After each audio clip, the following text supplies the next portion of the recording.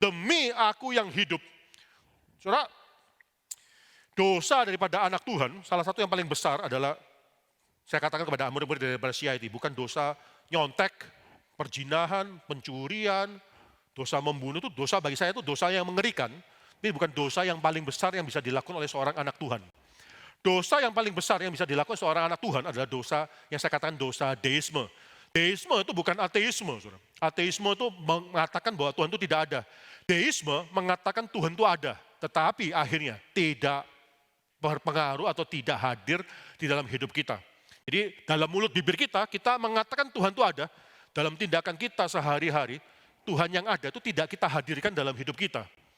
Maka saya katakan kepada mereka, percuma kalau kita mengatakan Tuhan itu ada, tapi akhirnya hidup kita itu tidak menghadirkan Tuhan. Karena kalau itu sudah terjadi, sangat mudah sekali kita melakukan dosa-dosa yang lainnya, dosa perjinahan, dosa pencurian, dosa daripada pembunuhan, dan seterusnya. Karena kita tidak melihat Tuhan itu hadir dalam hidup kita. Saya mau tanya kepada Anda sekalian, kepada kita semua, pada hari ini, semua tindakan yang kita lakukan, dalam kita mencari bisnis partner, dalam kita mengembangkan bisnisnya kita, dalam kita mendidik anak kita, dalam kita mencari pasangan hidup, kita mencari gereja, dan seterusnya. Atau kita mencari pekerjaan, kita masuk dalam sekolah tertentu, bukan sekolah yang lain, sekolah tertentu, dan kita akhirnya ambil prodi tertentu tersebut atau program studi.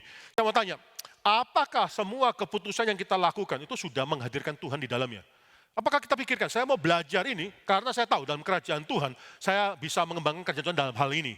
Saya mau menikah dengan orang tersebut. Mengapa? Karena saya tahu orang tersebut adalah pelayan Tuhan yang baik.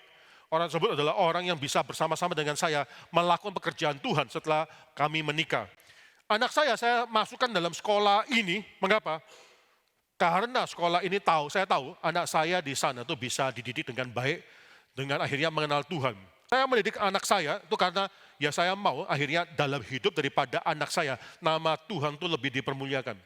Saya pergi ke gereja ini, bukan karena gereja ini dekat, bukan karena mungkin khotbahnya lucu, bukan karena mungkin lagunya itu sesuai dengan selera saya, bukan karena ada orang-orang yang saya naksir dalam gereja tersebut, bukan.